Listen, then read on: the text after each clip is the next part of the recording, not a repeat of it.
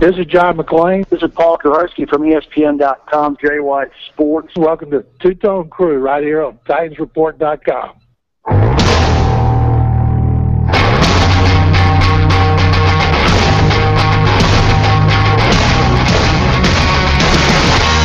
Your source for Titans and pro football talk. This is the Two-Tone Crew on TitansReport.com.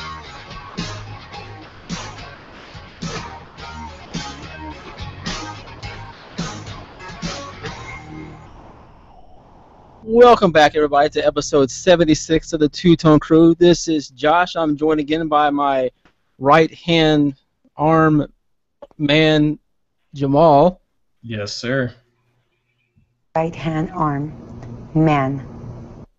And our special guest today is Brian Perez. Brian Perez is with first-round grade scouting. He was the most accurate mocker this year, according to the Huddle Report. Brian, how are you? I'm doing great, gentlemen. How are you guys? Hey, doing well, doing well.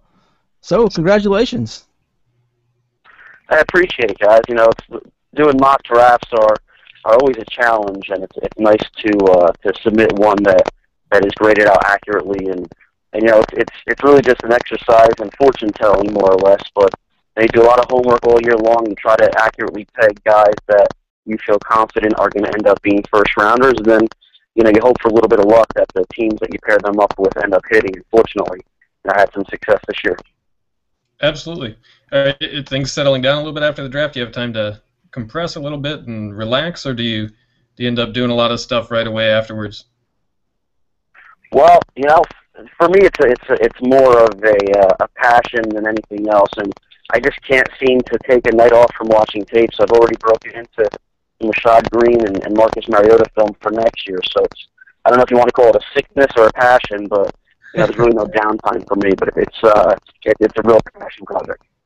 I'm sure you've taken time already. All of the other mockers in the world, you guys get together and they host a dinner for you to celebrate how accurate your mock was. I'm sure so.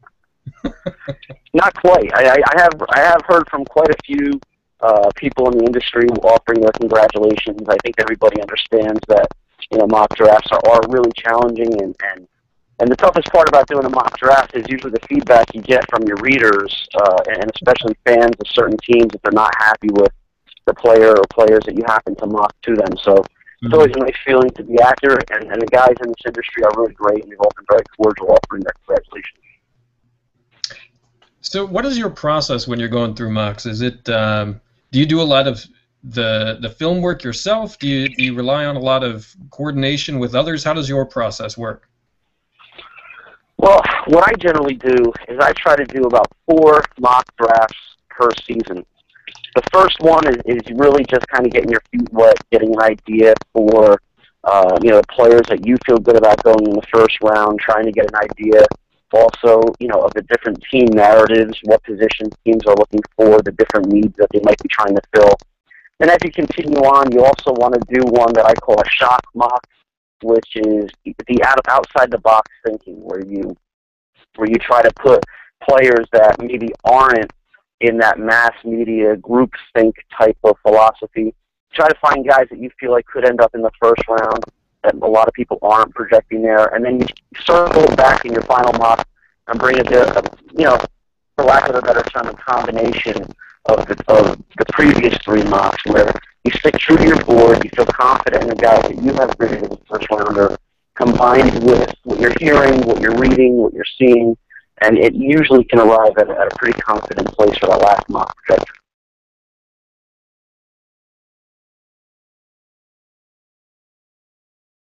So I saw on the, I think on your last mock you had, was it Bortles mock to the Titans? I did. I had Bortles mock to the Titans. You know, I had a feeling that they were going to address quarterback in this draft. Obviously, they ended up addressing the position much later in the 6th round with Mettenberger. But at the time that I submitted the final mock, you know, I didn't grade Blake Bortles out as a first-round quarterback. But as I said before, you know, you take that you take your board combined with the narratives and the things that you're hearing and reading, and you try to put those guys that you think are going to end up in the first round in that first round. So Bortles ended up obviously being the first round pick to the Jaguars, much higher than I would have anticipated him going. But I think, obviously the way the draft fell for the Titans at their first round pick, I don't think they could be any happier. What did you end up thinking pre-draft about the quarterback that we ended up getting, Mettenberger, just out of curiosity? Like Mettenberger, I wasn't as high on as some. I know some people I really, really trust in the industry thought he was a first-round grade type of player. I think his stock obviously got hurt at the very end of the process when there were the rumors of a drug test at the combine, and obviously the issues that kind of reared their head regarding some injury problems beyond his knee. But if you're looking at a guy purely from an arm talent perspective, there's not a lot of guys in this draft that have that natural throwing ability as Mettenberger. I would have expected him to go in the mid to late second, maybe third round. Like I said, some guys had him really high, even in the late first round projection. And I think for the pace they grabbed and the way that they did in the sixth round, it's really home run for them. How about overall, looking at the Titans draft, what's your feeling? I think the Titans did really, really well. They drafted a lot of my favorite players in this class, actually. The first round, taking Taylor Lewan, I think he is one of the 6 or 7 best players in the draft. So we end up getting a player like that at 11. And you don't want to, it's hard to say that a player is a steal in the top 10, 11, or 12 picks because generally there's a consensus for the guys that are going to go in that range. But in my opinion, Lewan was a top 6 or 7 player overall. And, for him to end up there at number 11, I think they got a plug-and-play starting right tackle for the next 10 or 11 years as long as he can keep his head on straight. So to get that kind of a talent there is a no-brainer. And in the second round, coming away with Bishop Sankey at running back, he was my 1A running back. I had Carlos Hyde graded as the top back in the draft, but Bishop Sankey ended up with the same exact grade. It's just a matter of preference. I put Hyde above him. I think with Sankey, by week 2 or 3, there's no doubt in my mind that he's going to be their feature back, and he's a player that can stay on the field all 3 downs, and a guy that I think brings a lot of Doug Martin type of a skill set to the field. And Daquan Jones, later in the draft, and that was, in my opinion, again another steal. I had him as a very, very high second round grade, right at almost a fringe late first rounder. He'll be able to fly up and down the defensive line, a real run stuffer, physical, strong guy. So I think the Titans added at least 3 starters right there, and then a guy like Huff, the safety from Wyoming, he's going to be a nice depth secondary player, a real asset on special teams. And then, like I said, you add in a guy like Zach Mettenberger, who I believe if the Jake Locker project ends up failing, Mettenberger is obviously a really good, he's going to end up being the quarterback of the future there. So you really can't complain about any of the Titans picks, even Avery Williamson from Kentucky.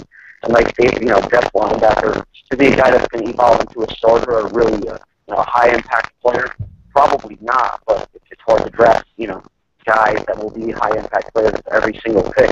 But I think at the end of the day, the Titans very well may have drafted 4 or 5 guys like that. Just looking at the draft, just out of all the guys we picked, just based on value and who do you, as far as how you think they're going to perform in the NFL, who was your favorite selection for the Titans and why? Man, that's a tough one. Their first 3 picks, like I said before, Lewan, Sankey, and Jones, I think are all going to be starters for them. Potentially, even Sankey and Lewan, I think, are no-brainer starters for this year. Jones has a chance to evolve into a starter this year as well.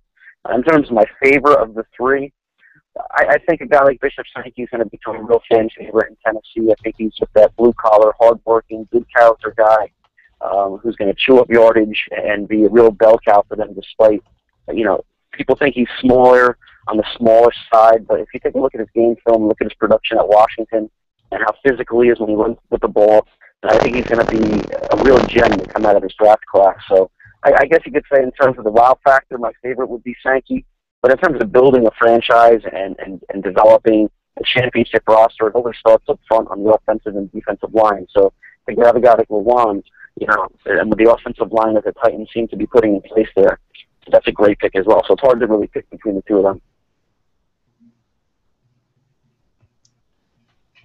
Looking around, go ahead. Brown surprise you overall? I know that you had a very accurate mock draft, and so there weren't too many things that happened as compared to others that would have been unpredicted by you, but as things unfolded, was there anything that really just caught you off guard that you thought was, I guess, just an interesting way for teams to have valued and for things to play out? The most glaring one in terms of answering that question, the pick that was the biggest surprise to me ended up being Bortles at 3 to Jacksonville. I'm not saying that Bortles isn't a good prospect, because he is. If you're looking for a quarterback that's a developmental type of quarterback that maybe 2 or 3 years from now you give him a shot to potentially be the starter for your team. But I don't see him much different than a guy like Ryan Nassib, who the Giants drafted last year in the 4th round.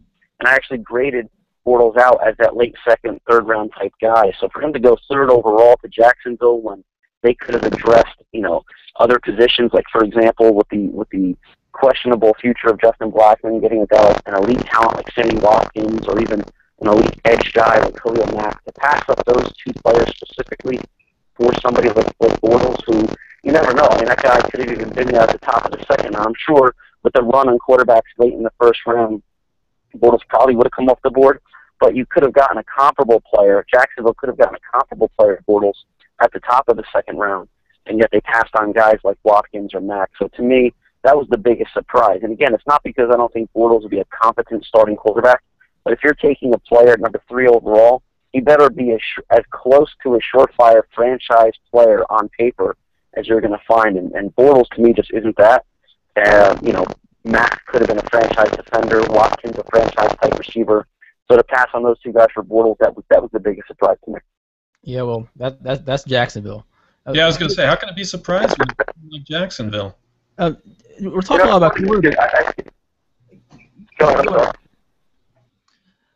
Jacksonville, I felt recovered though. I think in with their selections of Marquise Lee and Allen Robinson, it did somewhat soften the blow of passing on Sammy Watkins. Marquise Lee a year ago was a top 10 prospect, and what ends up happening in the NFL draft is when there's too much time to analyze a prospect, sometimes it's paralysis by analysis in a player like Lee, who probably warranted that late 1st round type of selection, ends up falling to them in the 2nd round. And even a guy like Allen Robinson, who has starters talent, playmaker talent to the NFL level, they ended up coming away with 2 receivers to kind of make up for them passing on Watkins early.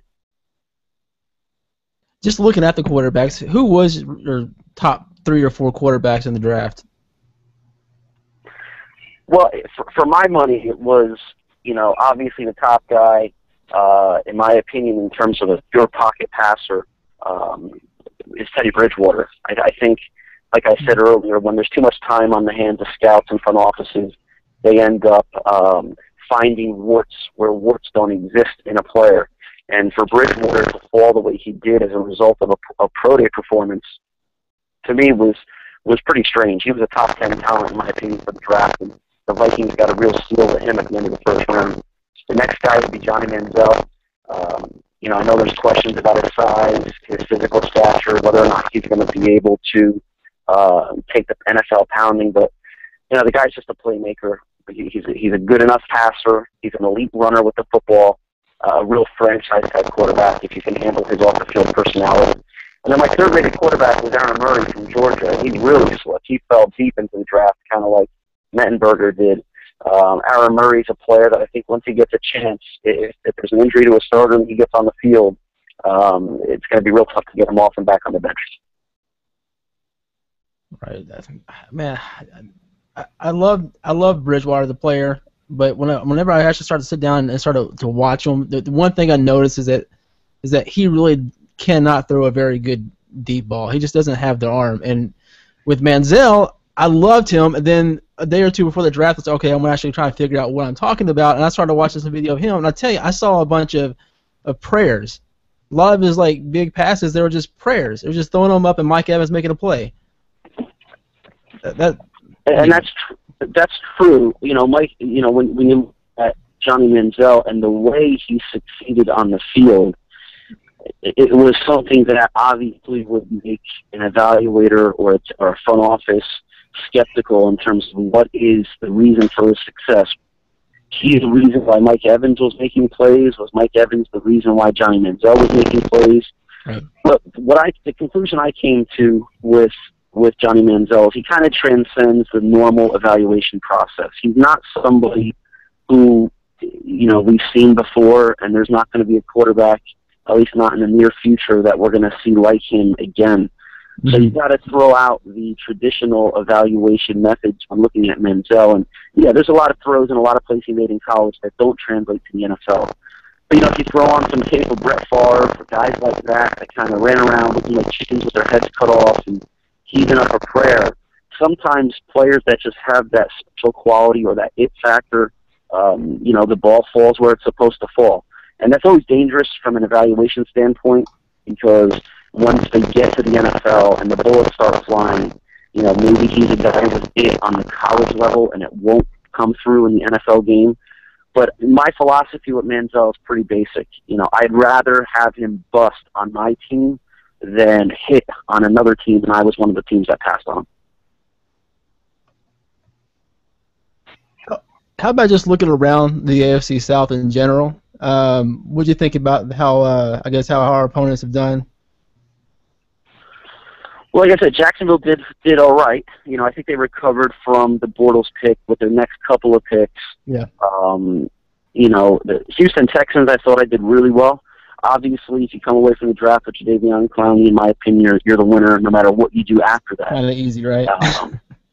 Yeah, you can have one pick. If it's Clowney, in my opinion, you won the draft. And I think they deserve kudos for making that pick. I know there was some late rumors about Khalil Mack being the guy, and earlier in the process there was some rumors that Blake Bortles was their guy. But at the end of the day, my mock drafts that started way back in December or whatever month it was, Clowney was the number one guy, and he never moved off that spot. So kudos to them for making that pick. And then they came back around with Suafilo, a real power player in the offensive line. He's going to be a plug-and-play starter. They got great value with Lewis Nix, who slipped largely because probably of his bigger-than-life personality off the field as well. So they did really well. I think they're going to be a real up-and-comer if they can get the quarterback situation straightened out. And then with the Colts, they did what they could without a first-round pick. They did bring in a guy like Dante Moncrief, who I really am high on.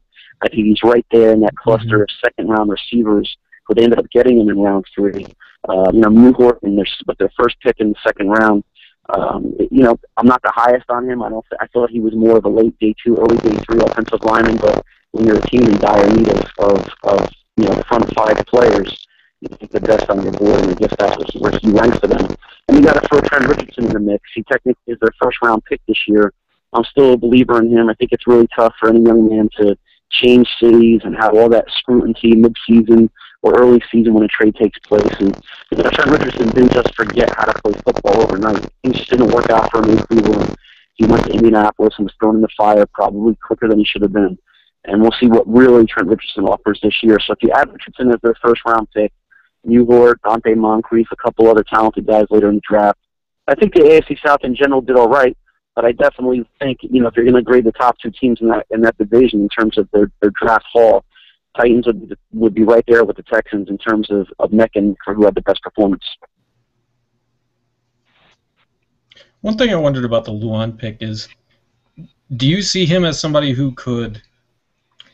I guess the struggle for me is that we do have Michael Roos still, and I know it's his last year, but he's a long-term Titan, and I don't like to see him leave.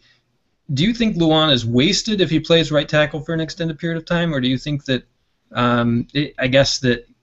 it may be something that would work out? I'm sorry, is he wasted if he plays right tackle? Is that what you're asking? Wasted? Is it a waste of his talent? I guess that's the struggle with. Right. Well, it's interesting that you make that point.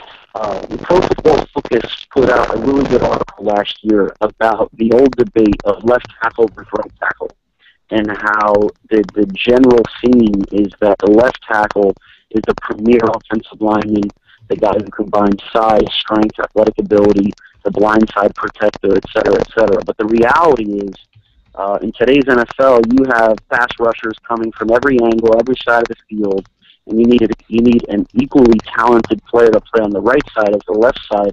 So the old school approach of left tackle versus right tackle is somewhat becoming a dinosaur, and you now have to just look at, can you play tackle in the NFL? So for a guy like Luan, if his long-term position for the next 10 years is as a Pro Bowl, All-Pro right tackle, to me, that is worth its weight in gold.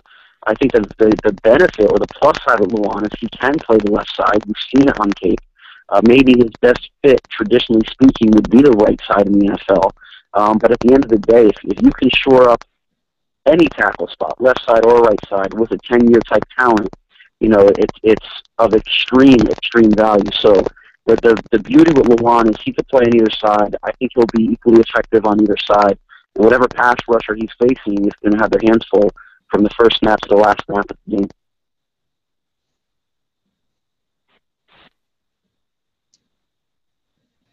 I believe we may have lost our caller. Our second-round pick, as well as obviously Luan in the first round. One of the things that, at least for me, is a big plus, because I was looking for somebody like Nix. I thought he'd go a little higher, and I was hoping the Titans would draft him. But we ended up getting in the fourth round Daquan Jones, and I know that you mentioned him before. How do you see him working? What do you see him projecting as and being able to accomplish on the NFL level? Is he just a guy for the middle, or can he move around that line? He's definitely a player that I think can move around. I mean, he's a true dancing bear. He's a big guy with a lot of power, with better than advertised feet. He's not going to be somebody that gets a lot of penetration up the middle or puts a lot of pressure on the quarterback. But in terms of his size, his ability to hold his ground, stuffs the running lanes, and he does flash the ability to get a good get off from time to time. And it wouldn't surprise me if he does get some sacks by default, by being in the right place at the right time in the middle of the pocket, so to speak. But to me, he's one of those all-around true defensive tackles that, like I said earlier, he was a guy that was right below a first-round grade on my board, top of the second round. And I was shocked as teams kept passing on him over and over and over again. And he's one of those players that 3-4 years from now will be probably in a second or third year as a full-time starter for the Titans, and a guy that a lot of teams will regret passing on. Well, we can't get you out of here without at least talking about some sleepers in the draft. Is there any guys that you thought maybe kind of flew under the radar, guys that slipped? There were a few. One of my favorite backs in the draft is Devonta Freeman, and he ended up going in the fourth round to the Falcons. I thought when that run on running back started in the second round that he would be a guy that wouldn't wait long. The fact that he slipped down to the fourth round, I think the Falcons ended up getting a true every down back who has a lot of mileage left in his legs. Florida State had one of the better running back by committee programs in the country last year, kept all their running backs fresh, and it's going to really benefit Freeman moving forward. He's a guy that's going to, in my opinion, have a much better pro career than he enjoyed at Florida State, and still had a successful career there. I'm also a big fan of Will Sutton, the Arizona State defensive tackle that ended up going in the third round to the Chicago Bears. I thought the Bears should have drafted him in the second round when they ended up taking Evan Ferguson. The fact that they were able to come back around and still grab him in the third round, he's a poor man's Aaron Donald or Dominic Easley, who, but for gaining an inexplicable amount of weight in his senior season, probably would have been a mid-first round pick had he come out in 2013. So those are two guys that kind of jump off the board at me right off the bat. And another player that I thought was a first-round talent that, in my opinion, should have went in the top 32 is Jordan Matthews, who ended up going in the second round to the Eagles. He's a guy that there's no doubt in my mind he's going to be one of the most productive receivers out of this class, if not the most productive guy early in his career, because he does approach the game with a veteran savvy. He's a big guy, big, fast, good hands, good route runner, and he's another victim of too much time. The scouts having too much time on their hands and allowing a player like that to fall into the second round. If you had asked me for three guys that I thought, ended up getting drafted much lower than their true value or pro potential suggested they should have, it would be, Matthews, Will Sutton, and a guy like Devonta Freeman. Well, the Eagles recognize that. I think didn't they trade up 12 spots to get to him? And they went up and got him at least. Exactly, and I think that was a really smart move. I think they had the same thought process or were thinking along the same lines as I and probably a lot of draft analysts were thinking. man, how is this guy still on the board? And they were aggressive, went up and got him. And I think kind of like last year, how Keenan Allen was supposed to be a guy that went, a lot earlier than he ended up going to the Chargers, and he ended up, being one of the best rookies, regardless of position, last year, mid-season on. I think you're going to see a similar rookie season from Jordan Matthews.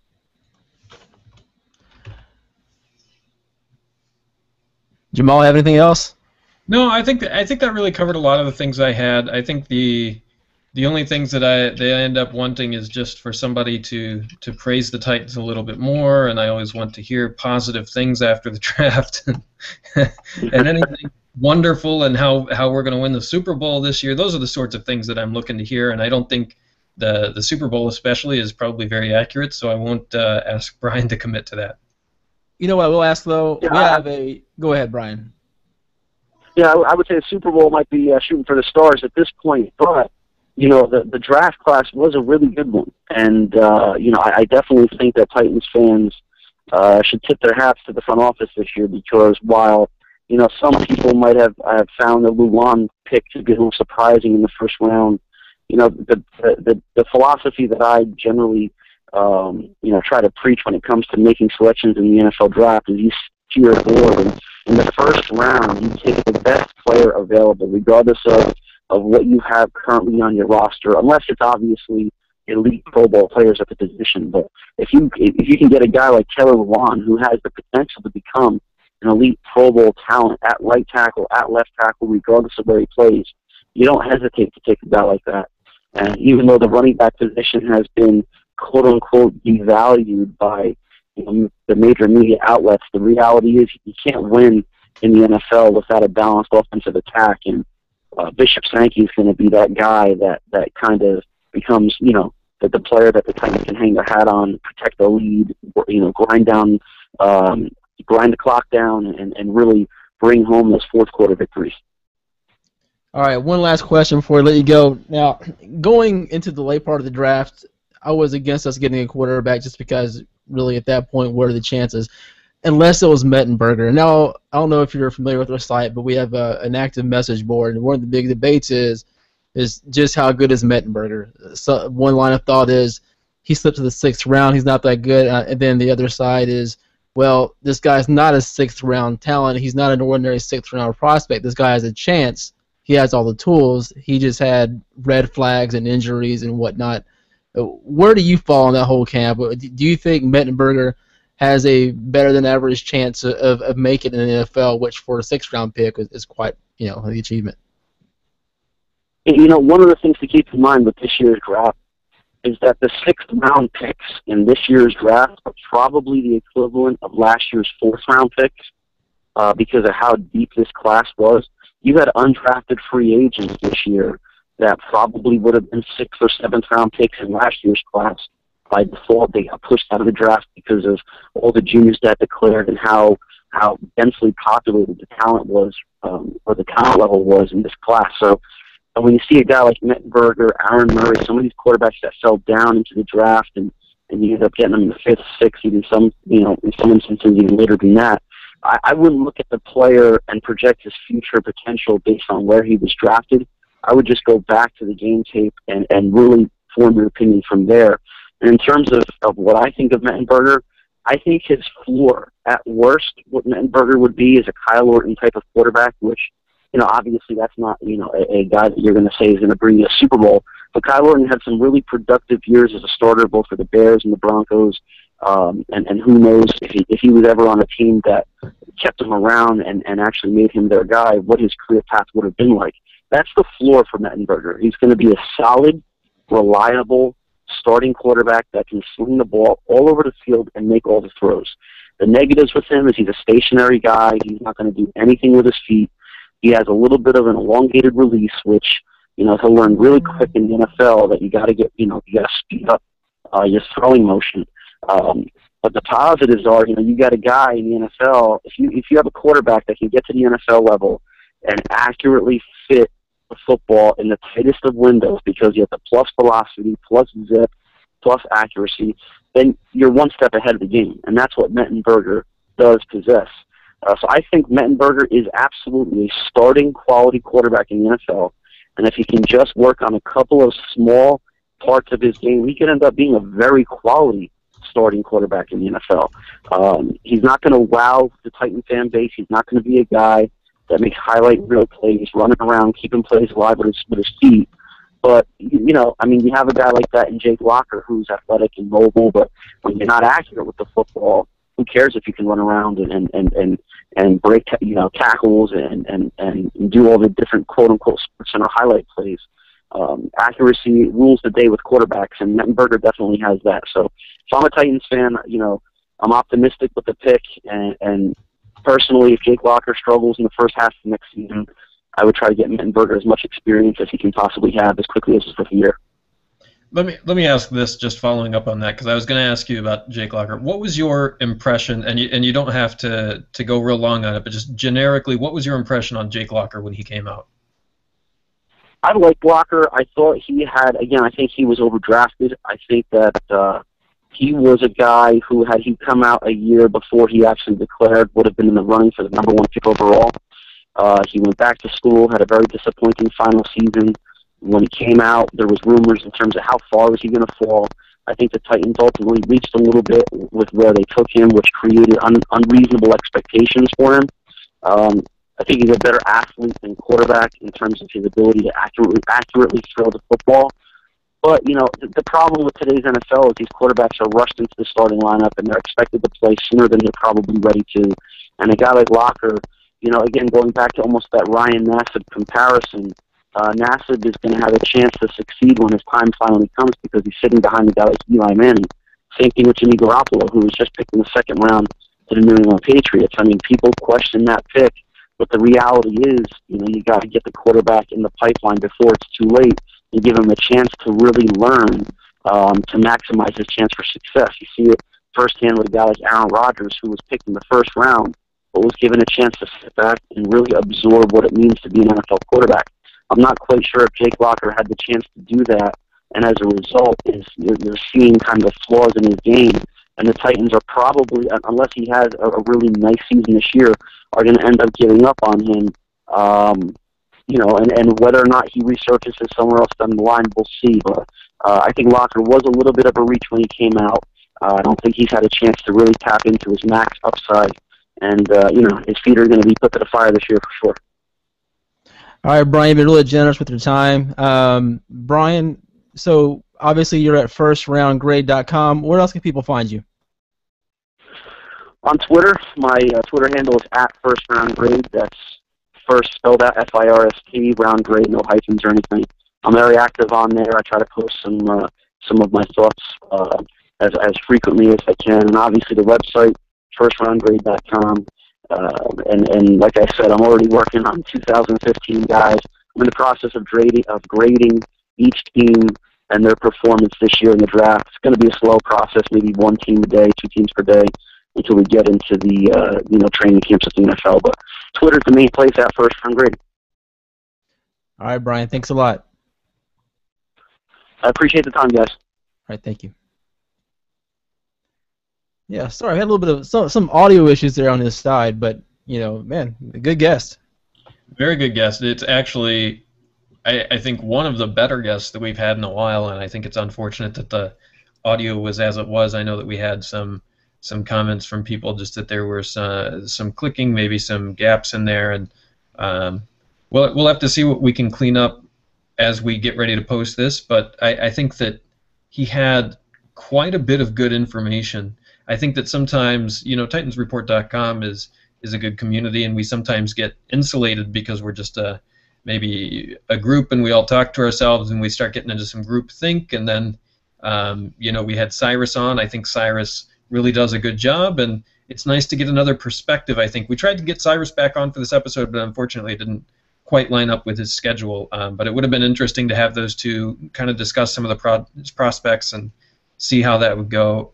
I think one of the most fascinating things, and probably in line with conversations that have been taking over on TitansReport.com, was his discussion on Mettenberger and Locker. Mm-hmm. Yeah, absolutely. I mean, I know there's some. I think Rio and Prague seem to be the ones who are driving this thing. I think WG, and I know if you're not familiar with the message board, these are members on the message board. Yeah, we have some guys who are just obviously against the pick. But those guys aren't necessarily pro-Locker. I think there has been some overstating of maybe Mettenberger's potential. Yes. But that happens. You see it. People are excited for a quarterback. We've had a guy who's flash potential, but who's also flashed mostly injuries. And then we draft this guy with this big, strong, live, accurate arm. Somebody who I think has all the potential in the world, but you got to tone it down just a little bit. I think a lot of this is these guys kind of calling them out, put them in their places. Yeah, there's definitely exaggeration going on both sides. I think that, to the point, you draft a guy in the 6th round, you didn't have that high of an opinion on him, or you would have taken him earlier. It's just not possible that you have a 2nd-round grade on a guy that falls to the 6th round. At least it seems improbable to me.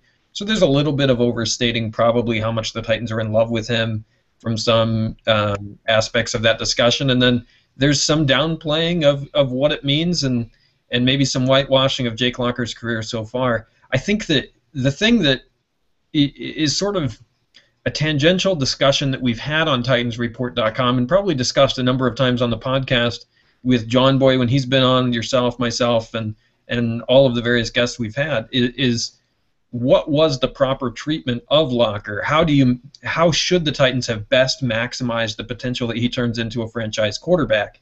And of course, to a certain extent, that question assumes that he's no longer going to turn into a franchise quarterback. But I think that even if he does, the Titans maybe haven't necessarily served themselves well in their handling of him, but what should they have done? Should they have started him out the gate day one? It seems like Brian is not of that opinion. Should they have maybe sat him even longer? He didn't necessarily truly beat out Matt Hasselbeck a couple of years ago. Should they have run with Matt Hasselbeck for a little bit longer? What was the best way to groom him? And I think that those are conversations that I always really value. Yeah, you also had to wonder if he was, if it was a disservice with the coaching he's been given since he's been here. I think that may have had something to do with it. And at this point, is it too late? He's already been injured, basically running around with stupid plays, and I think that some of that is just Jake Locker. You can't stop the guy from running, but I think you can definitely coach him towards that. Yeah, and I mean, he was reportedly asking for more running plays right before the Liz Frank injury. I mean, that is a key to his game. He is the type of guy who he will not set limits for himself, I don't think. And to a certain extent, I think that the Titans, they allow him to come back before he was 100%, right? Did they potentially create a situation where they were throwing caution to the wind a little bit more than they should just because he was willing to go out there and play injured? But then you think about players like Steve McNair, players like Brett Favre. I mean, they go out there and play injured all the time, or they did. And so I think that it's a balance. It's definitely a question in retrospect. You can say that it didn't go well, but then what else could they have done? Those are always the fun things. I mean, getting into his perspective on our draft overall, I was surprised it was as high of an opinion as it was, and maybe it's because he knows he's preaching to the choir of Titans fans, but it sounds like he thinks our first 3 picks, even though they went rounds 1, 2, and 4, our first 3 picks were all very close to first-round talents in his book. Yeah, it's just that makes me want to ask you, what is your opinion of the draft? It seems, by the way, what he said about our draft seems to be pretty consistent with what I've seen around, other than places I've seen. I think Bleacher Report, whatever, gave us a C-, which I mean that's Bleacher Report. But I think the people that I respect, they tended to give us about what we thought, which is in the B area. Yeah, it's interesting. I mean, so by the way, before I get too far away, Evan Silva, I'm sure, didn't give us a good draft round grade. I know in the first round he said the worst pick was the Titans, and connected to that, there is a petition going around on iPetitions.com to ban Evan Silva from LP Field, and we had a member of TitansReport.com that asked us to plug that. It doesn't have a whole lot of support. I don't know that Evan Silva has ever been to Nashville, but I guess we'll give that a little bit of a plug. In terms of my grading of the draft, I've said before, I'm not the biggest on drafts because I tend to think I look at it, I have an idea of what I think the Titans' needs are, and then I start looking at players that line up well with that, who I think fit the scheme. I don't go back and watch a whole lot of film and stuff like that, so I kind of start getting into the groupthink where I look at a lot of different mock drafts and I say, well, this guy's always the highest rated linebacker, so he's one of the guys I'm hoping we're going to get. So to a certain extent, my opinion, I don't know how much I'd value it, probably even less than some other people, but overall, I think that it's interesting because not everyone, a good percentage of people, I think, when you ask them, how do you do a successful draft, they say best player available. That's how you get good players. You find the best players, win short pick, and you take them. But then you do that, and all anyone wants to talk about is need. And will they contribute this year? And I think that there's a disconnect there, which is interesting, because I think that if you look at it, the Titans, in the first round, they got a guy who's a top 10 talent at a premier position left tackle. But it's not necessarily a need. It could be a need next year, depending on what they do with Michael Roos, but it's not a need this year, left tackle. Right tackle, maybe. And so then you're just not excited.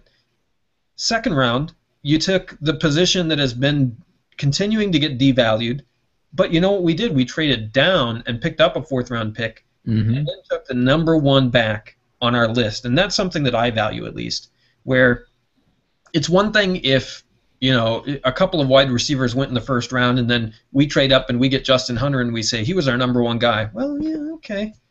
But when no running backs have gone before, they took the number one guy on their list. And to me, that's really valuable. And I thought running back was a big need. And so for them to address it and still be able to pick up an extra pick in the fourth round, to me, that's valuable. And then you start looking at it, I think they got a guy on the defensive line that was kind of a need. They got kind of a mixed hybrid guy in the fourth round for safety and cornerback. Then they got a linebacker.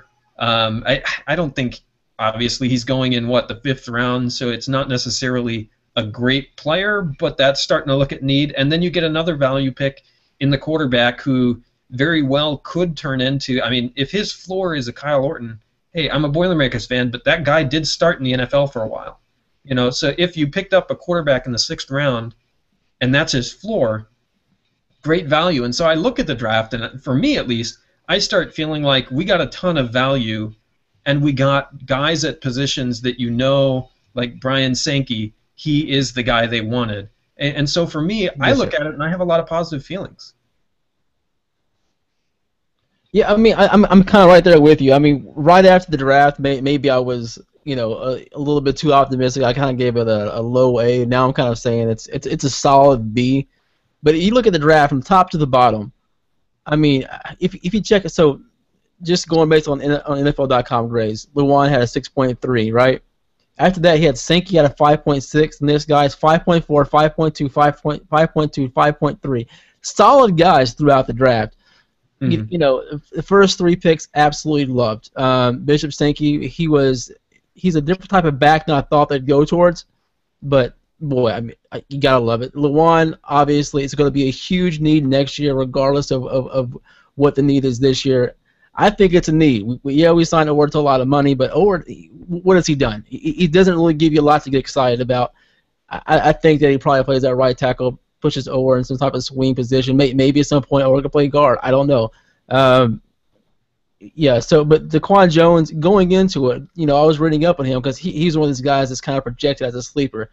Same thing with Jarrell Casey if he is back. He's another one of those guys that you read up on, the defensive tackles read up on before the draft as a sleeper.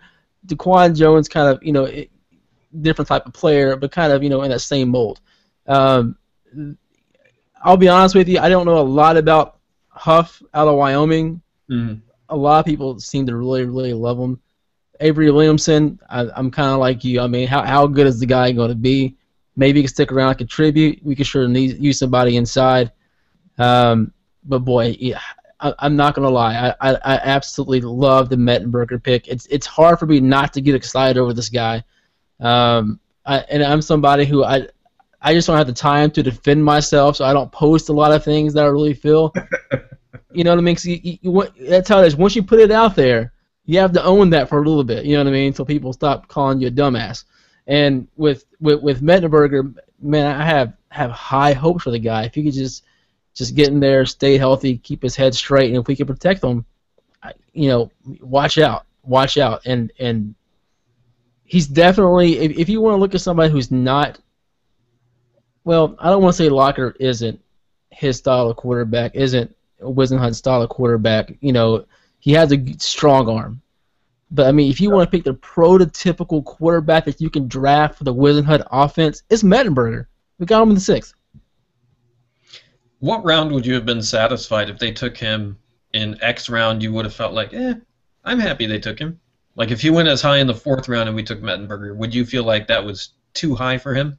I wouldn't have minded at all. Not for Mettenberger. I mean, he's somebody that I think 9-9s, but he's not posting wild out there things. Actually, he posted some pretty good stuff on Mettenberger. Like some things, for saying that he's somebody that with his injury might slip to the 3rd round. Here he is in the 6th, and I'm glad we knew we wanted him. We did what we had to do. We traded our 6th and the 7th round pick. Big deal. We got our guy. We'll see what we could do. He's not a normal 6th round pick. I don't buy that at all. He is in the sense that he was drafted in the 6th round, but I think he has more talent. Yeah, I think that's a fair thing to look at because, we took him in the 6th, and I think that you can then say, like, they just took a complete flyer on him, but at the same time, he's a guy who, the way I look at it is, they took him in the 6th, and he's got a chronic back problem, and he's not even healthy right now with the knee, and he had the off-field issues. And so you look at it, is he a guy that would have been in the mid-rounds without that? Maybe even higher. Probably. He probably would have gone 3rd or 4th round. So then you look at it and you say, okay, let's just get him healthy, and then we'll see. So I'm not getting excited until we see what his health is. I know the Titans said that they had a medical evaluation on him, and they don't draft guys who don't pass their evaluation, but, I mean, if he's got a chronic back problem, you can't predict those. There's no crystal ball to tell you what's going to happen with the back. So, there's that with it, but I think that they got a guy who can maybe compete. Now, this is my opinion, though. If Jake Locker does flame out completely, they're going quarterback next year again. So I think Mettenberger, unless he just comes in like mid-season and lights a fire, I think he's probably in a situation where it's kind of unfortunate for him because he may get some time on the field, but he's also in a situation where the Titans are going to say, okay, well, we don't have anyone else, and so we're going to go back dip into the QB pool. You know what this reminds me of just a little bit is a few years back. I mean, this guy slipped a lot more here than Mettenberger did, but whenever the Patriots drafted Mallett, and in their case, obviously they knew who their guy was. In our case, I mean, if Locker does well, this could be like a Drew Brees situation where we can maybe trade Mettenberger if he actually develops some. You know what I mean? It could just be an investment for the future. Who knows? I love the pick. I'm going to stop justifying it.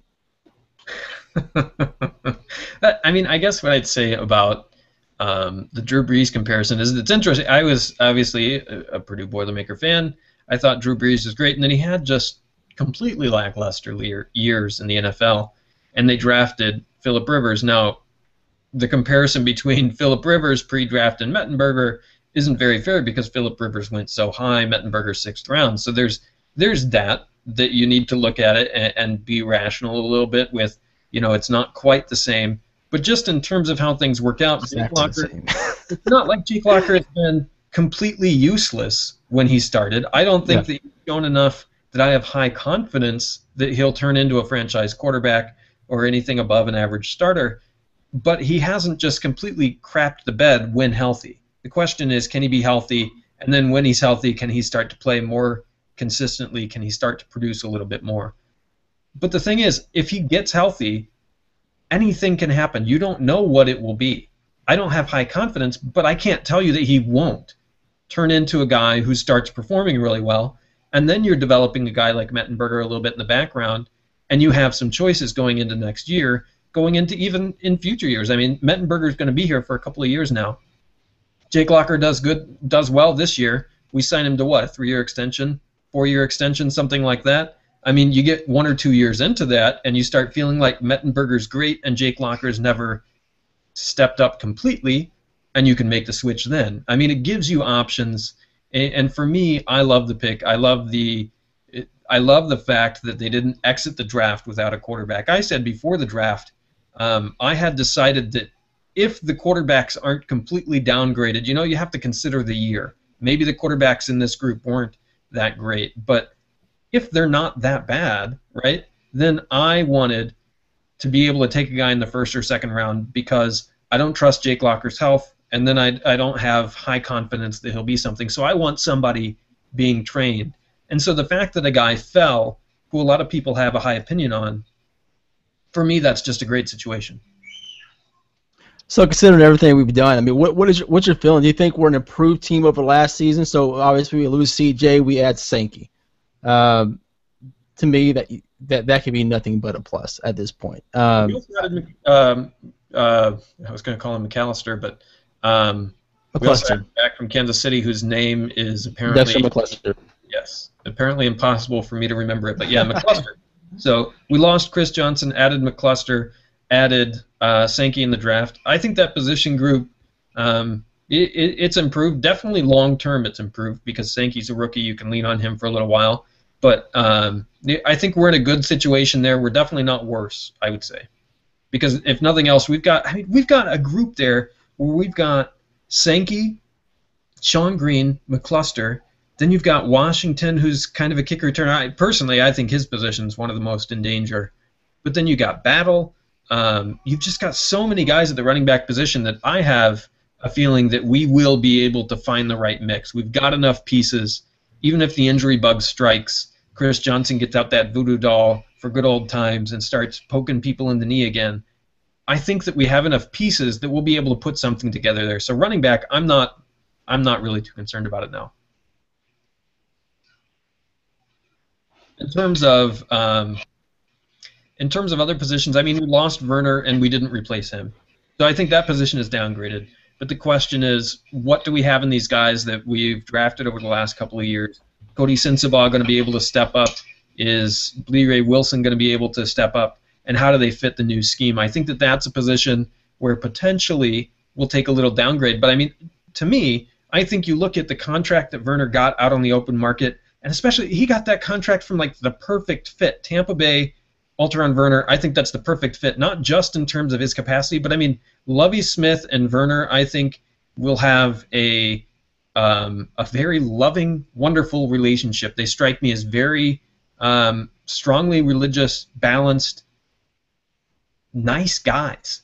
And so I think that they have very similar personalities in that way. And so for me, I like that, to look at it and say, he didn't get that big of a contract. He had a really great start to the year. He kind of tailed off.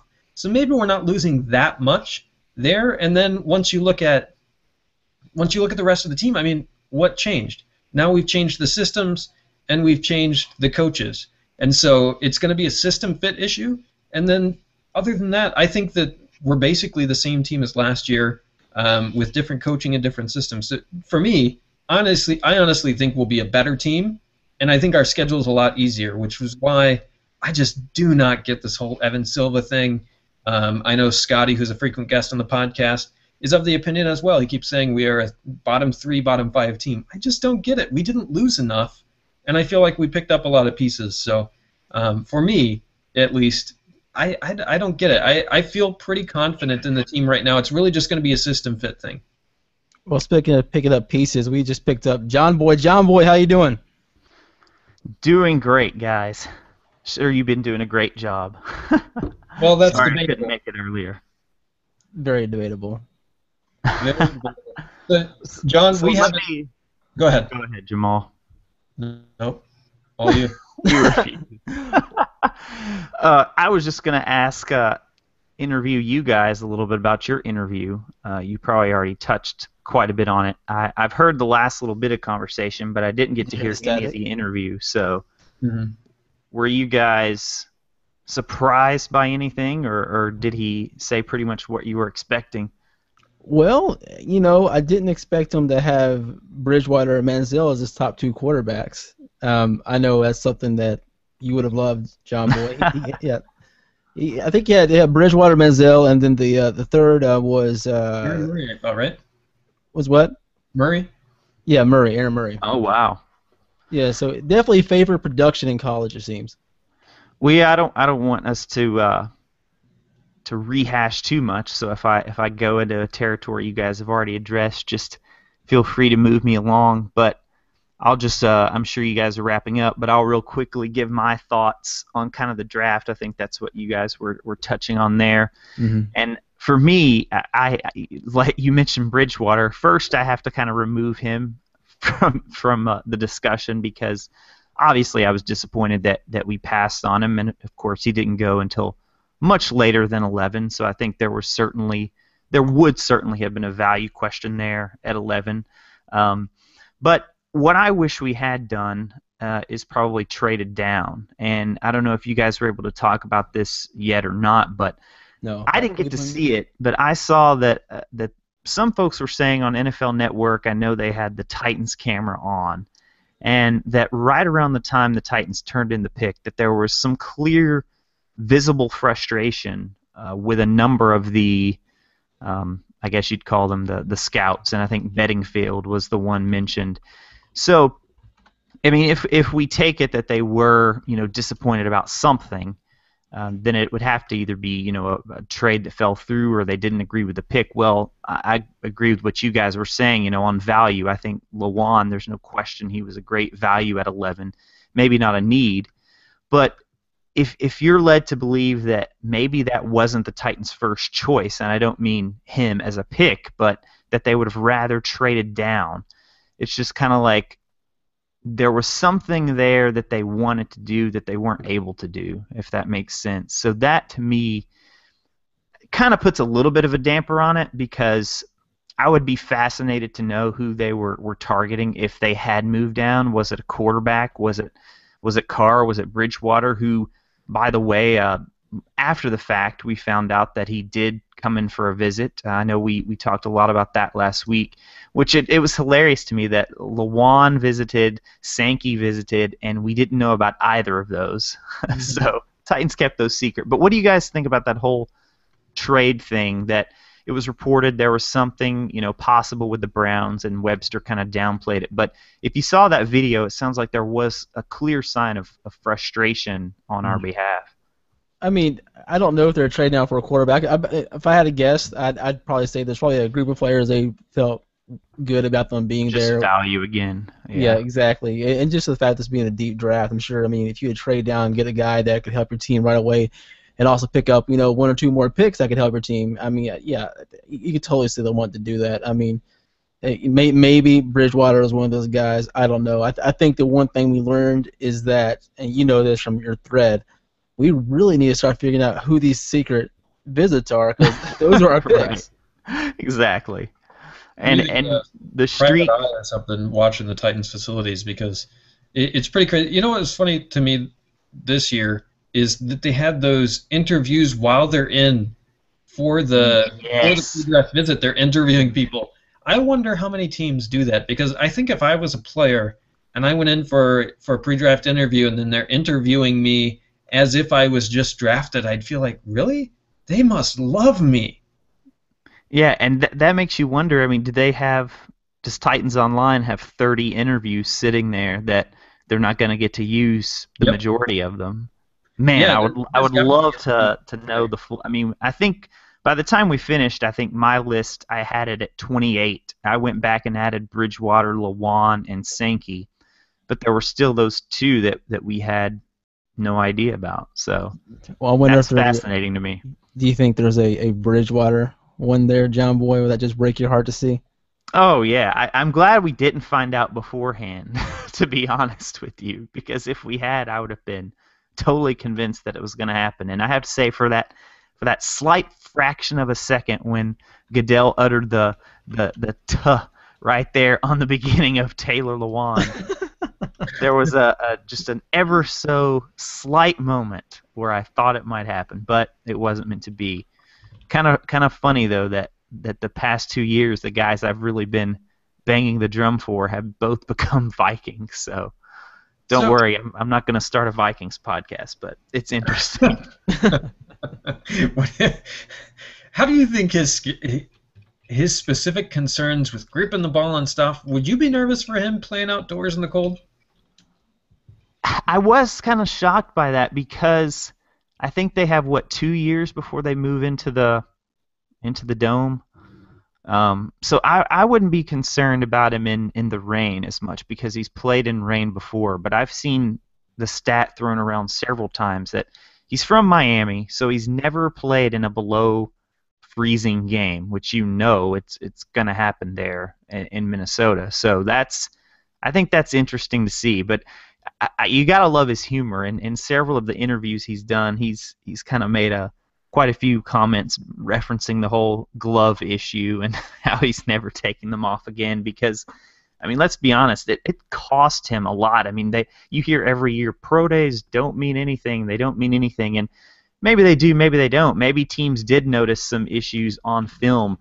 But in terms of the media, I mean, there was an unquestioned drop almost immediately after that pro day. I know Mayock had him as his top quarterback and dropped him all the way to 5th, I believe, 4th or 5th. But yeah, I would be concerned, and I'm anxious to see how he does because Norv Turner's offense, it's frequently referred to as more of a down the field offense that he has a lot of deep balls. But if there's one thing I'm confident in, it's Norv Turner, his ability to develop quarterbacks. I was reading an article today on all the quarterbacks he's worked with.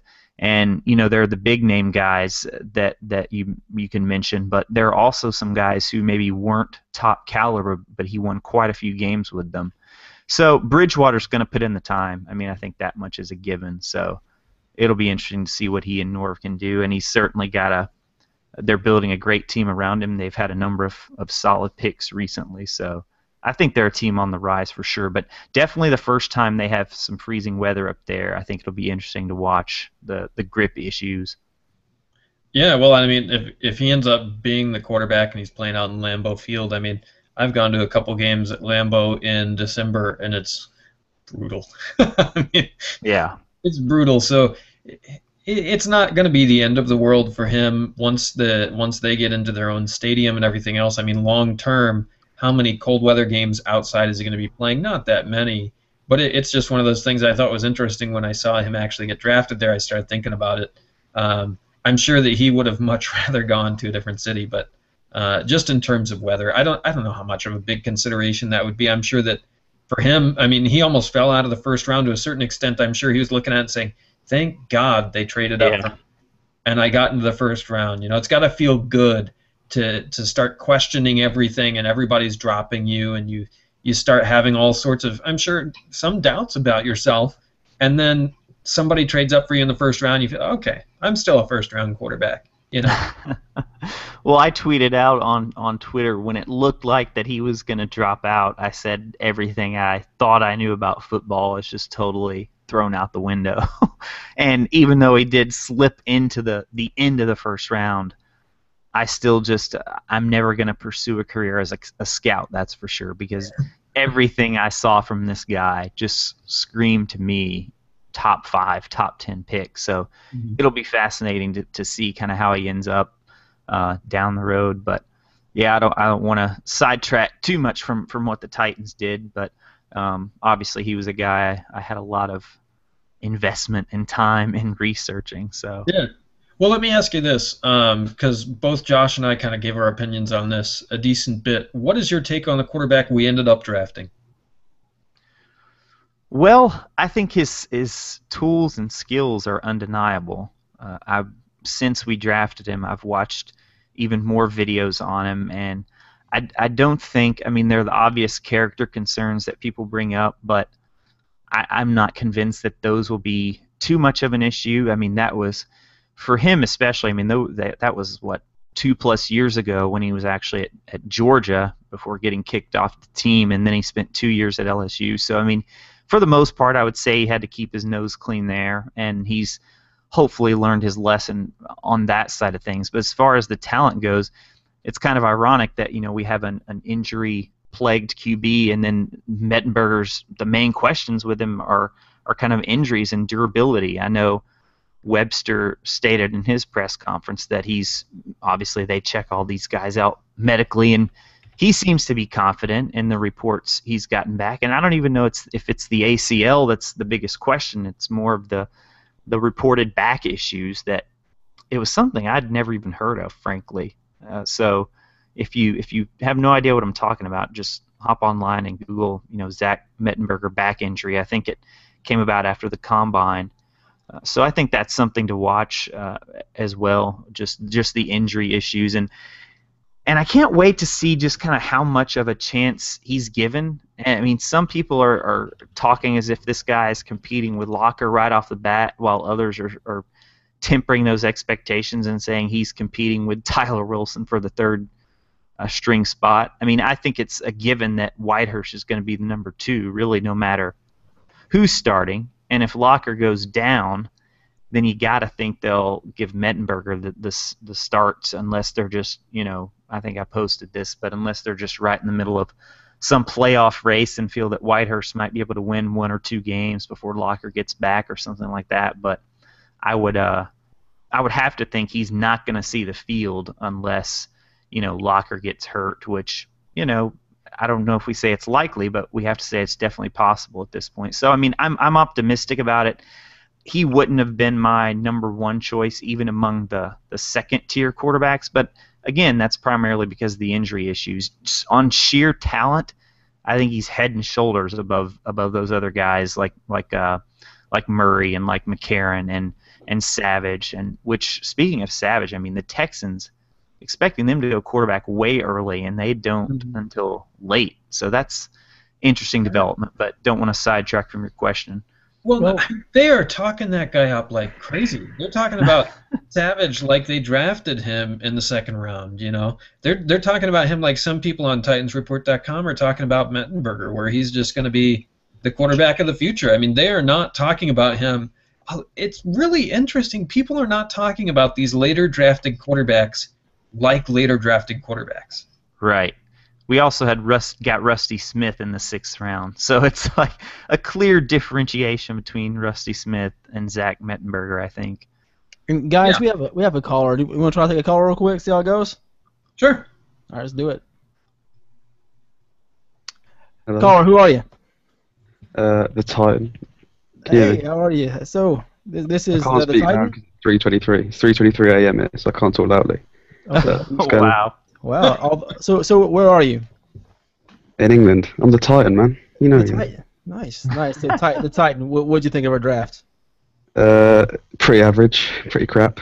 As you know, if you were on the chat with me, you knew that I wanted Manziel pretty badly. So. What did you not like about the draft? Because I wasn't on the chat. What was your big beef with it? Boring. Just boring. Hard to get excited about another tedious. first-round lineman? Yeah, lineman. No. This is a good player. No, I want some skill players, man. I want Manziel. I want all the skill players. Bishop Sankey was a good pick. I liked him. Yeah. I like Mettenberger too. Mettenberger's good. Mettenberger should have been a 2nd-round pick in my opinion, based on his tape. But yeah, because he's a pervert, he goes to the 6th round. But well, that's pretty much why he's in the 6th round. His back problem is not an issue. He barely moves in the pocket. So I think he's better than Locker now. If you watch his tape, his arm's like twice. Actually, Locker's got a good arm, but his arm's better than Locker already. His pocket presence is much better than Jake Locker's. His deep ball, his accuracy, it's just all better than Jake. So you think they'll give him a fair shot? I mean, do you think he has a chance to win a starting job early? If you put them 4 quarterbacks in the Campbell right now, Mettenberg would win. Whitehurst, he shouldn't even be in the NFL. I don't know. I've never seen him do anything good, ever. Tyler Wilson, who the hell's he? So, Mettenberg would win the starting job if you put him in a true Campbell, but so they won't do that. You're expecting just an incredible preseason from him then, right? Oh yeah, he'll be a better quarterback than all the others in preseason. No doubt in my mind. Do you think he'll end up starting at all this year? If we go like 1-5, yeah. Start 1-5. I think I'd have to look back at our schedule. I think for me, it's not the toughest of schedules compared to the last couple of years, but I think the start of our schedule is a little tough, and then it eases, so there's always that potential. But yeah, they always say that, we always lose the easy games. Yeah, I was saying last year we went into it saying, okay, this is a really hard schedule. We start out 3-1, so it's really hard. Easy games to win the hard ones. It's the same every year. That's why we don't get to the playoffs, because you can't beat Jacksonville twice a year. Pretty much the reason. Say, I have a question. How is it that someone in England ends up a Titans fan? Why in the world would you not pick a better team? I've got to admit, I liked Vince Young back in the day. I liked Vince Young. That's why I started supporting him. Wow. When they drafted him. In college, he was a beast, so I was like, oh yeah, I'm going to pick them. It's true. Are you a college football fan as well? I watched draft picks tape, but for the most part, it's pretty crap. That's pretty bad. Mm-hmm. Yeah, I can't get into college football, and I know that in the Tennessee market, that makes me a bit of an exception. But I'm from Wisconsin. That woman commentator. Oh my God, have you heard her? What's her name? The woman commentator on ESPN. She's terrible. I'm sorry, get women out of commentating. It's pathetic. Oh, by the way, have you seen my petition? We did, and we mentioned it earlier. We did the drop for you. Yeah. And Evan Silva. The thing is, he doesn't come to Nashville anyway, so. Doesn't matter. Get him banned. Get him banned for life. You just want him out anyway. He's such a douche. Can I say that? I don't know. I've said it now. Yeah, I hate him. I think I said it earlier. Okay. We're live. Oh, have you seen his picture? He's got the most punchable face you've ever seen in the history of mankind. I was quizzing him on Twitter earlier, and he said our draft was terrible, and I was like, so what pick was bad? Didn't even answer. No, you can't explain what pick was bad, what was bad about the draft. And he's saying that Bishop Sankey's going to be a good fantasy player, and saying our draft's bad, so he's just a total muppet. But I thought you didn't like the draft. I was about to say, so you actually agree with him on that. I'm not saying they're bad players, I just think it was boring. It was boring, yeah. I totally agree with that. I mean, it is hard to get excited about another offensive lineman and then a running back, and you're taking all offensive players. You're not taking the defensive players until late. You know, it's true. It's hard to get excited about that, but I think that the value there, for me, I look at the picks and I think that there's a lot of value there. The difference between me and Evan Silver is Evan Silver's saying we're going to pick number 1 overall next year. I'm just saying we're going to be mediocre again. That's the difference. We're going to be 7-9 or 8-8 again, like we always are every year. You know, I think here's another reason that this draft is just like you were saying. I think so many are seeing it as boring, and it's because for years we've had Michael Roos and we've had David Stewart, and we haven't had to worry about this position. So this pick, it's really nothing but an attempt to maintain the status quo. So fans Roos could play for like 5 more years. Roos could play for like 5 more years. There's no doubt. Right, but we don't have Stewart anymore. He's not nearly, he's probably going to retire. I was serviceable. We just paid Ola like how much a year, $6 million or something. Put him there. Right, that's what I'm saying though. Is this is not, the draft pick that we made? The reason it's boring is because it's an attempt to maintain what we've had in the past, and it's nothing. It doesn't add anything new. It's the Titans trying to say, look, we've had this, this great two offensive tackles for years and years and years. Stewart's gone. Roos is clearly on the downside of his career, so they're bringing in this guy in an attempt to maintain that. And fans have taken them for granted because they've been so good for so long. So that's why it's boring. It's because it doesn't add anything at all new to the team, and frankly, I don't think it makes us better this year, which is why I think people think it's boring. Well, I think he's going to be upgrade over on the right side, so absolutely, I think it does make us better this year. I've seen a lot of people discussing that because I know Wyatt of the Tennessean and Tom Gower, we've had him on the podcast before. I agree with you, Josh. I think he starts at right tackle day one, but both of those guys seem to think that Orr is going to be starting over Lewan at right tackle and Roos will be at left tackle. Well, because the idea is for him to come in and compete for that left tackle spot. But I mean, if he comes in and he plays Roos, in a pretty close battle, they're not going to say, "Oh, I'm sorry, you're the backup." No, they're going to get him in there somehow. Have you seen Lewan's tape? Have you seen his tape? Yeah, he looks good. He's a fast guy. He gets to the second level and blocking. I like him. He's a left tackle, man. He's a left tackle. He's not a right tackle. There's no way. Absolutely, he's a total left tackle. His run blocking is pretty average at best. So here's what I have to say about that. I was listening to Rustin Webster talk about it, and I think it was on. I disagree with that run blocking, by the way. Go ahead. It is. So, we're not going to have the Monty Python argument skit here, but the thing that Webster addressed directly is they asked him, what does he project as? And he said, oh, he's a left tackle. And then they said, is he a left tackle that could play right tackle if the need was there? And he said, yeah, he could.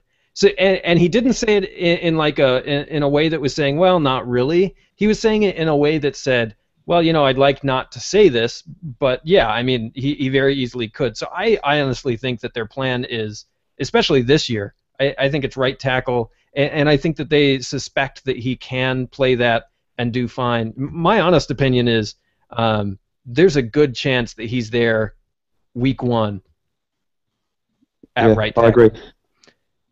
This is the problem, though, and I think getting back to John's point about it not being exciting because we're maintaining the status quo, if he ends up playing left tackle after this year, we let Michael Roos play out his contract, and then he's gone, and we institute Luan, is Luan going to be that much of a step up? No. No, and so we're really maintaining it, and we're not taking the advantage of Michael Roos and filling it elsewhere, and so really Roos isn't old. Roos is 31 or 32. He can play for 5 more years. Yeah, he's not as good as he once was. He's still good. I think that he could play at a high level for a number of years still. I totally agree with that. But the thing is, Webster also talked about this in another interview where he said, he has been in an organization, I think maybe it was Tampa Bay, or maybe it was when he was in Seattle, when they had a player at left tackle. Was Walter Jones the left tackle they had? I can't remember. In Seattle? Yeah. But anyway, he said they had him, and they thought, well, we'll just be able to draft a replacement, and it didn't work out. And he said, I experienced what happens when you think you can replace him when it's needed, and it sucked because we couldn't necessarily replace him. And so now I looked at it and I said, if we get good, we're going to be drafting towards the end of the first round, and those elite players aren't there. And so we need to take a left tackle when we're at the front of the draft and we expect to be getting good because then we know we are replacing him. That was his perspective he expressed, at least. I always wonder how much of this guys actually think something else, but that's what they're saying. But that's what he said. The thing about that is Roos has missed 1 game in 9 years. Roos has missed 1 game in 9 years. He was better in 2013 than he was in 2012. I think he could play for 3 more years easily. So he's saying, in a year we're going to miss Roos, we're going to replace it with Luan. If you don't think about that now, you won't think about it in the future. I'm pretty sure we could find a starting left tackle in 3 drafts, almost certain of it. And quite frankly, like this year, I thought we needed skill position players, especially on the offense, because we're anemic still offensively. Every game we're losing time of possession, we're not scoring enough touchdowns, we're not getting enough points on the board. Defensively, we're not making enough plays. We're just like we're still letting the team come on to us. Even with Greg Williams, we're still letting the teams drive down the field. Maybe good in the red zone, but we needed some skilled players to sort of like bring us over the edge a bit, get us to the playoffs. That's what I thought. Definitely wide receiver, I think, is a position group that we've invested in recently, but I still think that we don't have a lot of depth there, and we're kind of depending on Hunter to take the next step, or it's going to be a lacking position again. Yeah. The thing about they always say about the Titans is we've got a very solid roster, but we haven't got these 1 or 2 star skilled players that can take us over the edge, like the name players. Who are our name players now? Kendall Wright? Like that's who is our name player? CJ2K's gone now, so who is it? We haven't got one. Well, let's thanks for your call. Let's get you out of here on this one. Right. Who would you have taken there at 11? Manziel? Johnny Football. Gotcha. All day. All right. Well, thanks for listening and thanks for hopping on the call. Go to bed now. No. Have a good rest. Yeah. Right. All right. That was actually quite enjoyable. I think he's expressing what a lot of fans are feeling right now. I mean, I did not want Manziel. I think there are way too many question marks. But I don't think there's anyone who can deny the star power and the excitement he would have brought to this team, or maybe even Bridgewater or another quarterback for that matter. Because when you draft a quarterback, you suddenly have hope again, and that cycle begins anew. The excitement, the buzz, even if he flames out in 3 years, it's going to be a great ride for 3 years because you're going to be experience something very exciting. So I think that's probably why so many fans feel that way. And I think Webster and the Titans are attempting to do what they think is a more thoughtful, long-term approach. But the Roos argument, I mean, it's really hard to go against that. And if Luan can play right tackle consistently at a high level and be that, replacement for Stewart, then maybe it's a different story. Yeah. Man, I just have such a hard problem with the idea that we wouldn't re-sign Roos if he plays this year at a high level again. I agree with that. I really do.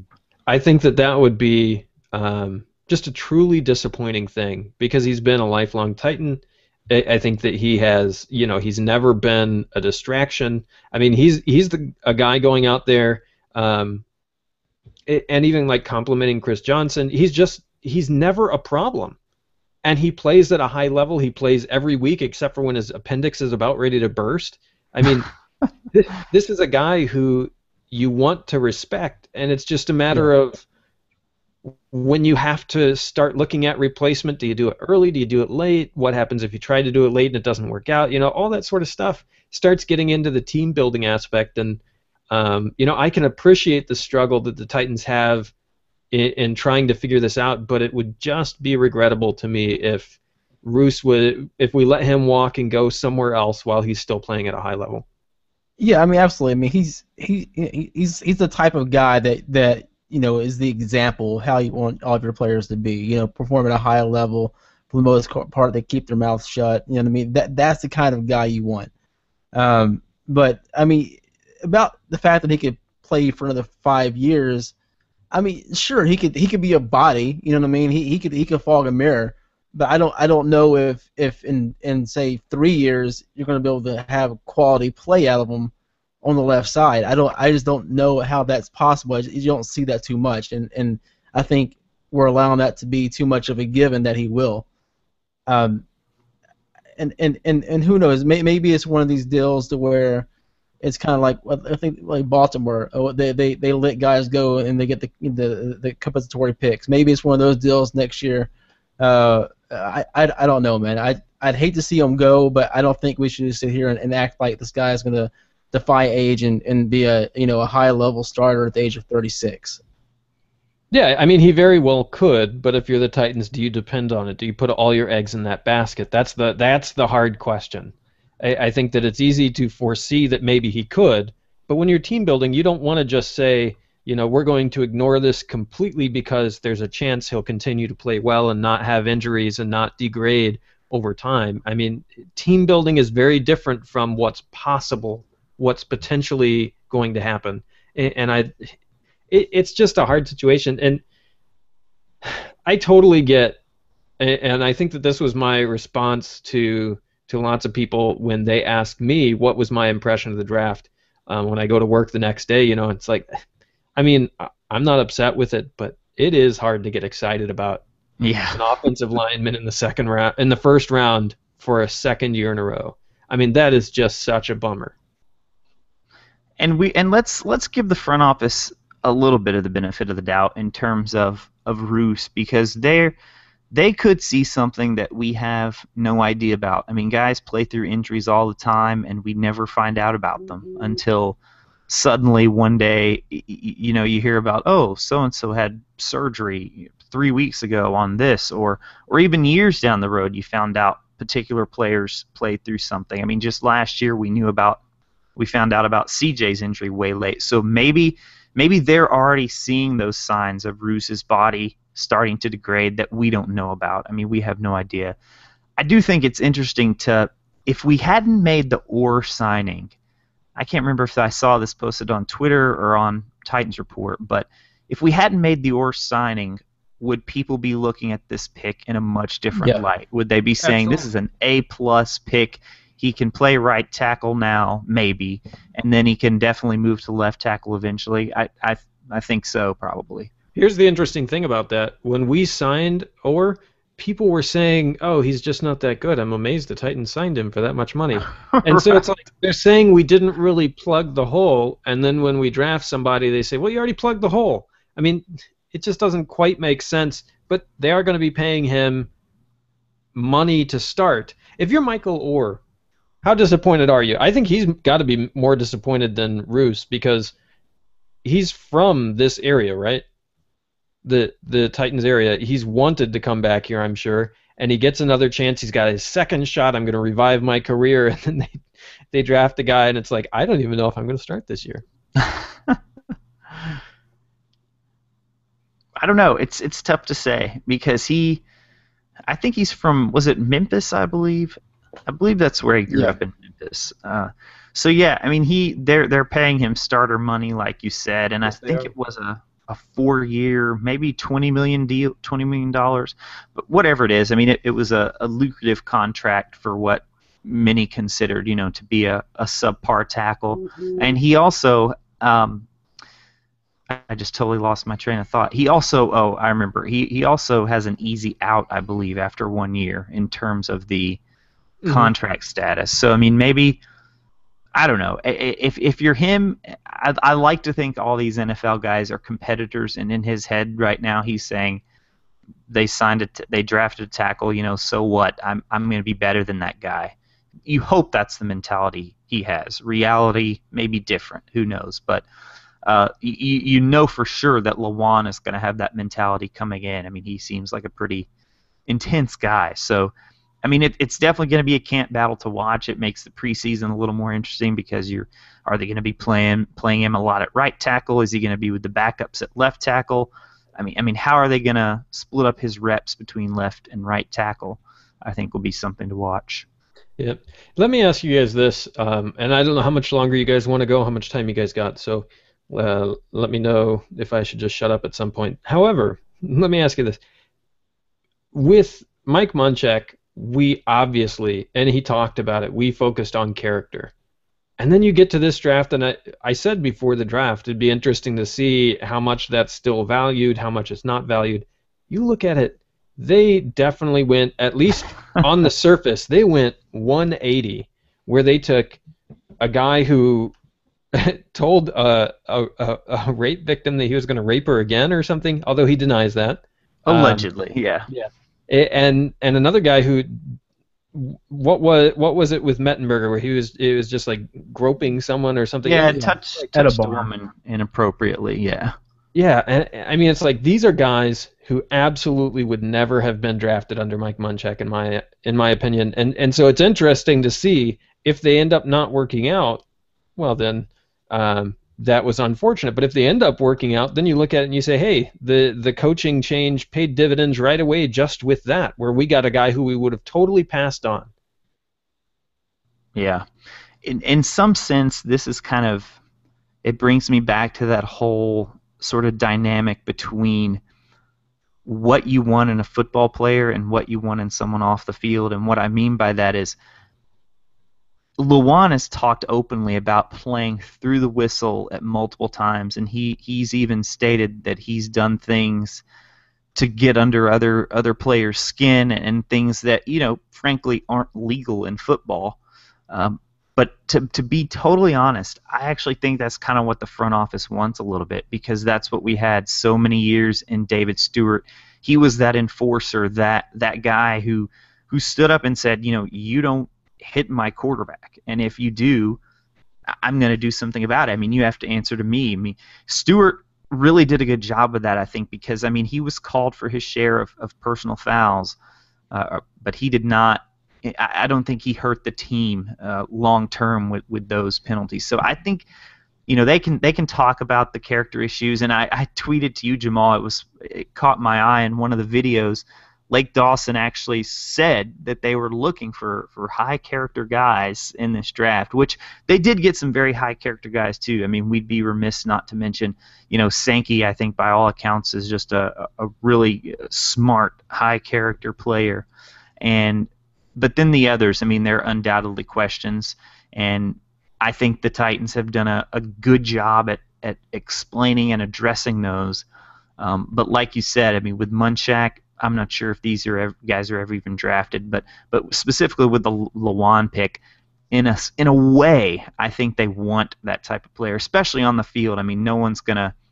The rape comments are absolutely unacceptable, and I hope and pray he's truthful when he said that he didn't say those things. But the thing about breaking up a fight at the bar, especially with an offensive lineman, I mean, I think that's kind of the thing you just sort of turn the other cheek, or not turn the other cheek, but you sort of turn away from a little bit and ignore it with the hopes that, this is just a one-time thing, and on the field, he's going to be the guy breaking up the fight and protecting the quarterback.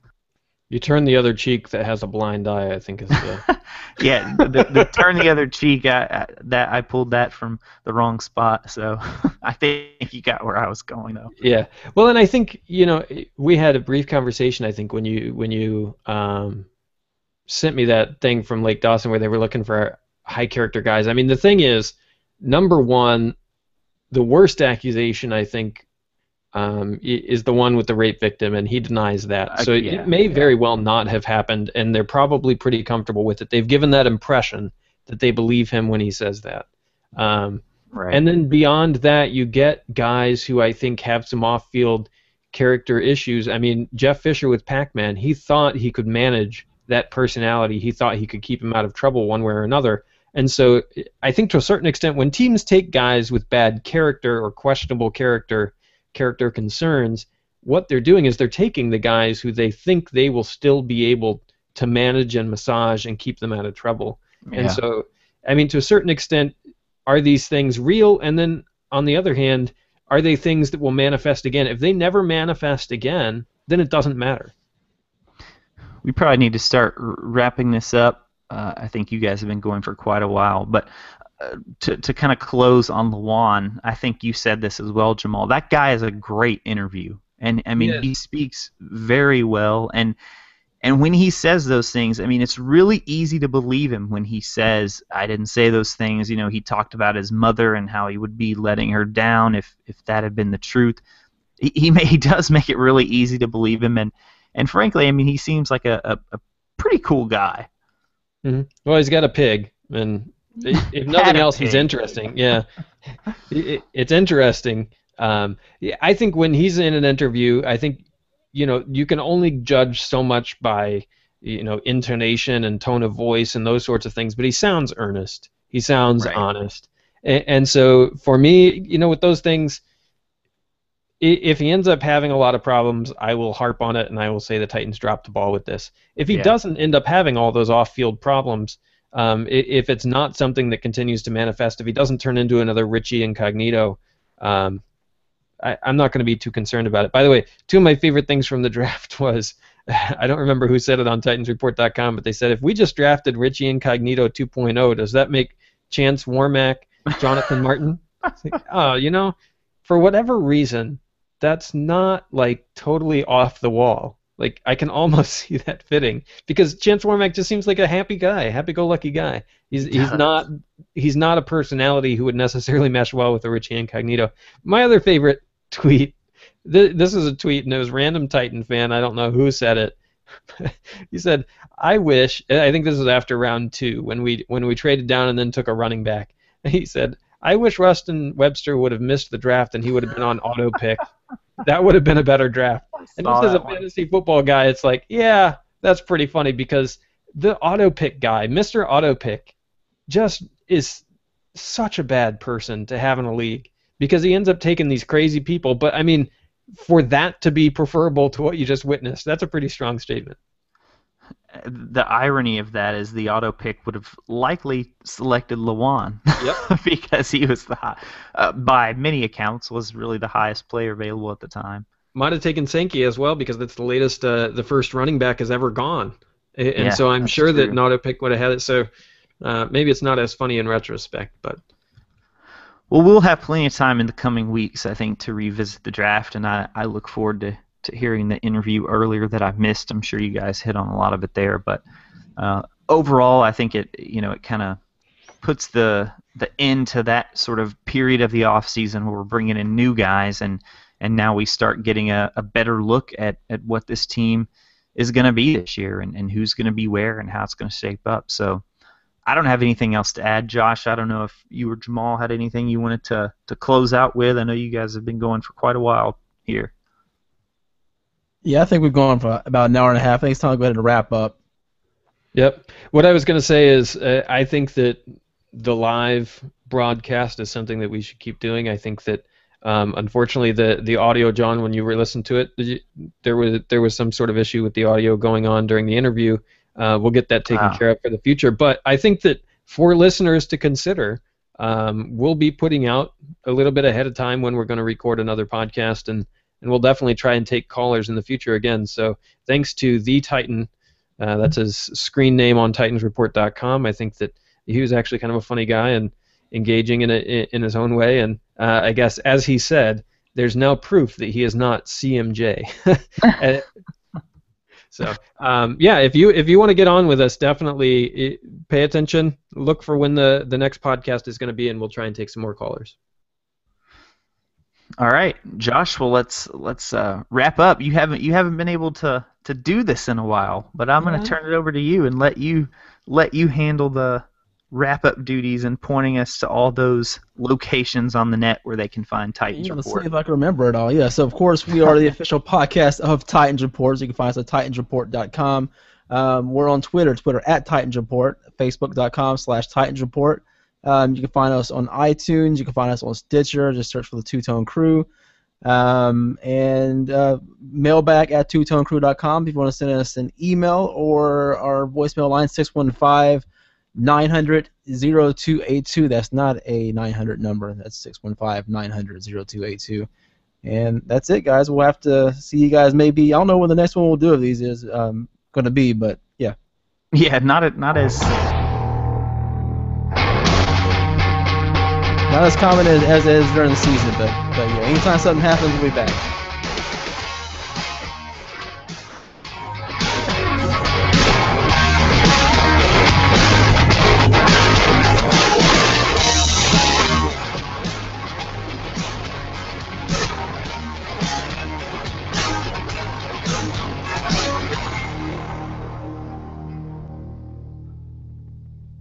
I'll say one thing. It's important to cross-train guys in that position, especially if you're only going to have 7 active on game day. So we'll see where he fits. But you see all three possibilities, starting at either or not starting?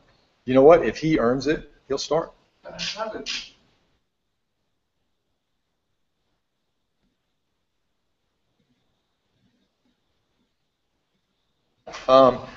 That really doesn't matter, Jim.